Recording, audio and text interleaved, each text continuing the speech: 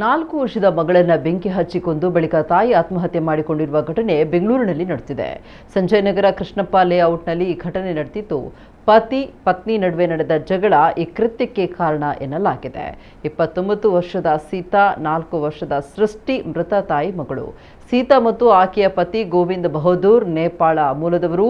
ಬೆಂಗಳೂರಿನಲ್ಲಿ ಮನೆ ಕೆಲಸ ಮಾಡಿಕೊಂಡು ಜೀವನ ನಡೆಸ್ತಾ ಇದ್ರು. ಕೆಲಸ ಮಾಡ್ತಾ ಇದ್ದ ಮನೆಯ ಪಕ್ಕದಲ್ಲೇ ಸಣ್ಣ ಮನೆಯೊಂದನ್ನು ಅವರಿಗೆ ನೀಡಲಾಗಿತ್ತು. ಅಲ್ಲಿ ದಂಪತಿ ಮಗಳ ಜೊತೆ ವಾಸವಿದ್ರು. ಪತಿ ಪತ್ನಿ ನಡುವೆ ಆಗಾಗ ಜಗಳ ನಡೀತಾ ಇತ್ತು ಎನ್ನಲಾಗಿದೆ. ಪತಿ ಗೋವಿಂದ್ ಬಹದ್ದೂರ್ ಪತ್ನಿ ಮತ್ತು ಮಗಳನ್ನ ಬಿಟ್ಟು ನೇಪಾಳಕ್ಕೆ ಹೋದ್ರೆ 5-6 ತಿಂಗಳು ಕಾಲ ಮರಳಿ ಬರ್ತಾ ಇರಲಿಲ್ಲ ಎನ್ನಲಾಗಿದೆ. ಇದರಿಂದ ಸೀತಾ ನೊಂದಿದ್ರು. ಆತ್ಮಹತ್ಯೆಗೂ ಮುನ್ನವೂ ಪತಿ ಪತ್ನಿ ಫೋನ್ನಲ್ಲಿ ಜಗಳವಾಡಿಕೊಂಡಿದ್ರು ಅಂತ ತಿಳಿದು ಬಂದಿದೆ.